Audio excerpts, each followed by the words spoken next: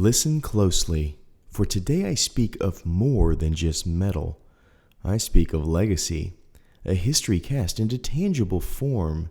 This is not merely a coin, it is a testament to a century and a quarter of the finest craftsmanship, artistry fused in silver. 125 years ago, a lifetime for a man. The Perth Mint is a crucible of where dreams of wealth and prosperity have been forged in precious metal, and now the Perth Mint offers you a piece of that legacy. Imagine holding a fragment of time in your hand, not just any time, but a moment where Australia as a young nation was staking its claim on the global stage. A moment when trust was minted and value was solidified. This coin is more than silver, it's a passport to that era and all the things from there to now. It technically is an investment, but I see it as an heirloom, a story passed down through generations. It is a tangible asset in an increasingly intangible world. But beyond its financial implications, consider the artistry. The design is a masterpiece of detail and craftsmanship. It is a testament to the skill of the mint's artisans. It is a work of art as much as it is a store of value. The three icons are beacons of the bullion industry. The koala, roo, and kookaburra are the banner carriers of this generation of bullion coins. They are the series that defined the Perth Mint in this generation, and they deserve our reverence for it. I implore you, do not merely consider this coin as a financial instrument. See it as a piece of living history, a tangible dream of generations gone by, a testament to the natural wonders of Australia. Own it, cherish it, let it become part of your story. The choice is yours. Will you be a mere observer of history or a participant?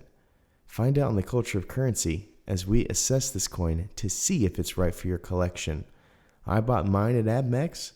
They're still on APMEX, so if you're wanting one, that's the place to get them.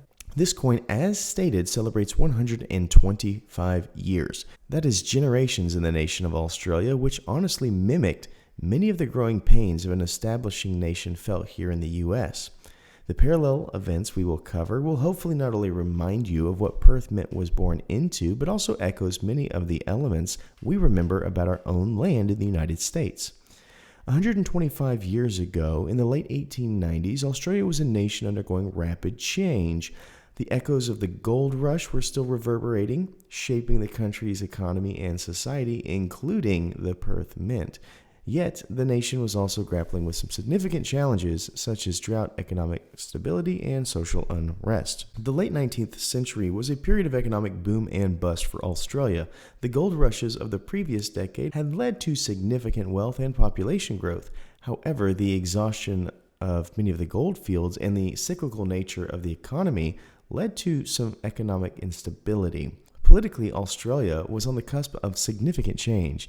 The Federation movement was gaining momentum. Discussions were underway about uniting 6 separate colonies into a single nation.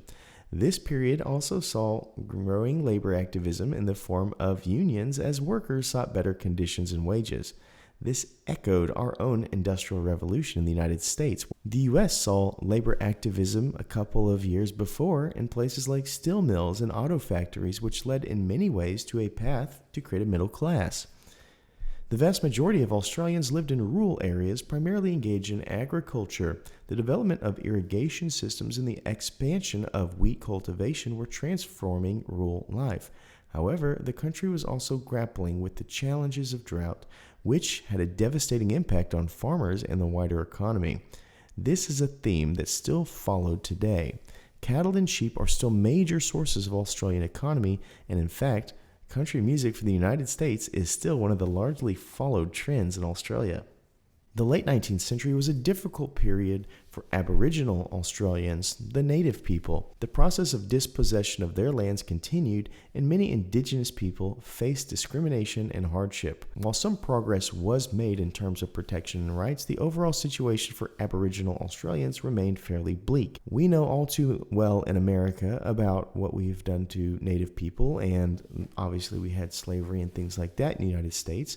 It seems that colonialism in Australia echoes the movements we felt in our own nation as they strive towards creation and progression. Now that you know a little bit about Australia in a time gone by, let's look at our coin and place it on our 60-point scale to see if it's right for you. Our first area to grade is the obverse, and honestly, it's the most disappointing aspect of this coin, in my opinion. I have nothing against the monarchy or Charles, but thought this amazing 125th anniversary deserved something a bit more. We've seen it in the 30th anniversary Kookaburra obverse, where Her Majesty was present, but not the only feature. We've also seen it in the Royal Australian Mint's Coat of Arms series, so we know it can be done. We know it has been done. The question is, why is it not done in a situation like this? I don't have that answer. Perth, regardless of theme, is going to push quality to the forefront, and they have done so. So Charles is great looking, but it could have been more in my opinion. So I feel like they just didn't get the read on the assignment. I scored a 7. The reverse tells another story. This is an immaculate work of art. We have in this design a coin that I think qualifies to be argued as a Coin of the Year candidate. Here, among the twiggy branches of the golden wattle, we have 3 of the most iconic animals in Australian bullion: the kangaroo, the koala, and the kookaburra, which I just realized all start with the letter K. So in the Sesame Street fashion, we'll go ahead and claim that today is brought to you by the letter K. I absolutely love this design. In case you didn't know, golden wattle is the national floral emblem of Australia, but also in the United States, we know it as an acacia. In fact, we have a close cousin to the golden wattle in the States called the mimosa tree, which is also a species of acacia. This is a beautiful image weaving the rich traditions of the koala, kook, and kangaroo together. I love the way the banner serves as a legend almost and tells the story of this coin. It is fantastic and scores a 10. Mintage is our next category, and it is an unfortunate one as this coin has a higher mintage than many of the Perth products we know and love. This coin comes with a mintage of 150,000, but does score 5 with that number, but there is a reason for that high number, I believe. This is a collector's item, yes, but it also is a celebration. The coin story should be told. It should be shared and gazed upon fondly. If only 25,000 were minted, the demand would surely be great, but the opportunity to inspire the story of the mint would diminish. Now we travel to cultural significance. I'm not sure there's an argument that can be made for anything less than a 10 on cultural significance. Here is a coin highlighting a mint which is a staple of a nation and a nation's economy, highlighting 3 of the most iconic animals of that nation. We're going in circles trying to justify a way they shouldn't score a 10, and I can't find a reason, so it scores a 10. When it comes to collectability, this coin is a shoe-in. It is the only 125th anniversary the Perth Mint will ever have. As mentioned, it is a Perth Mint product, meaning it is the highest quality.